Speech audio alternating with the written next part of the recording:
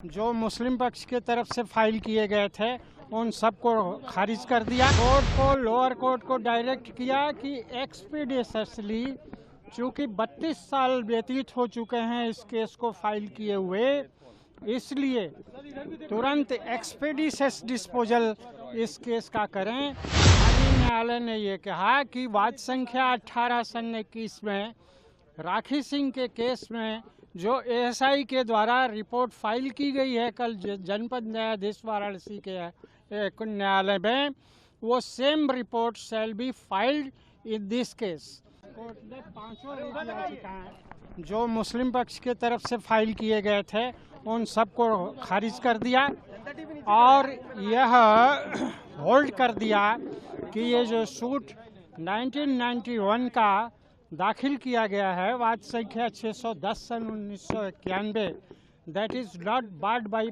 Section 4 of the places of worship special provision act 1991 and court को, lower court को direct किया कि एक्सपीडिशसली, चूँकि 32 साल व्यतीत हो चुके हैं इस केस को फाइल किए हुए, इसलिए तुरंत एक्सपीडिशस डिस्पोजल इस केस का करें और लोअर कोर्ट को डायरेक्ट किया है कि विद इन 6 मंथ्स इस केस को फाइनल जजमेंट जो है वो प्रोनाउंस करें। और एएसआई के संबंध में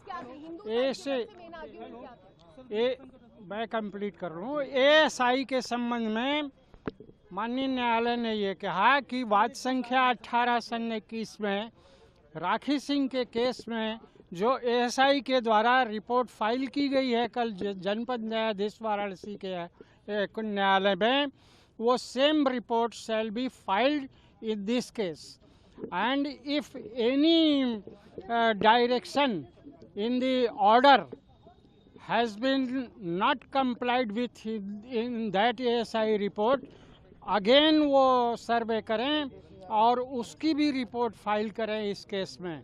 इस प्रकार का डायरेक्शन एएसआई को भी दिया गया है। वजूखाना एरिया का भी होगा। वजूखाना का डिस्प्यूट और जो ऑर्डर है वो इस केस के लिए माननीय उच्चतम न्यायालय ने नहीं दिया है, इसलिए वजूखाने का भी होगा सर्वे इस केस में। बिल्कुल किया जाएगा।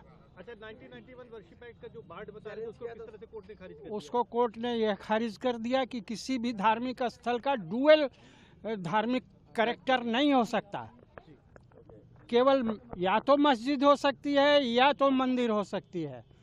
तो इस बात को साबित करने के लिए कि मौके पर 15 अगस्त 1947 को क्या धार्मिक स्थिति है, इसके लिए लोअर कोर्ट साक्ष्य ले और साक्ष्य लेकर के यह निर्धारित करे कि वह उसका धार्मिक स्वरूप मंदिर का है या मस्जिद का है।